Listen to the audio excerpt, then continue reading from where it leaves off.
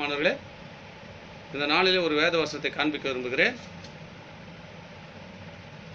சங்கீதம் 69:33. கர்த்தர் எளியவர்களின் விண்ணப்பத்தை கேட்கிறார். யாரெல்லாம் எளிமையாக இருக்கிறீங்க, என்கிட்ட வசதி இல்லை, உயர்வு இல்லை, நான் தாழ்ந்த நிலைமையில் தான் இருக்கணுமா அப்படின்னு நினைக்கிறீங்களா? உங்களை தாங்க கர்த்தர் உயர்த்த போகிறாரு. ஒன்றுமே இல்லாமல் இருக்கேன், நான் ஆலயத்துக்கு போகிறேன், என்னால் ஒன்றும் செய்ய முடியல, நான் வளரவே முடியல, நான் 20 வருஷம் பொது சபைக்கு போயும் என் குடும்பம் வளரல, நாங்கள் இன்னும் மேன்மைக்கு வரல அப்படின்னு நினைக்கிறீங்களா? ஆண்டவர் உங்கள் ஜபத்தை கேட்டுக்கொண்டிருக்கிறாருங்க. நிச்சயமாக உயர்த்த போகிறாரு. அதுதான் இந்த நாளில் உங்களோடு பேசுகிறார். கர்த்தர் எளியவர்களின் விண்ணப்பத்தை கேட்கிறார், பதில் செய்ய போகிறேன்றார். பயப்படாதீங்க, தயங்காதீங்க, சோர்ந்து போகாதீங்க.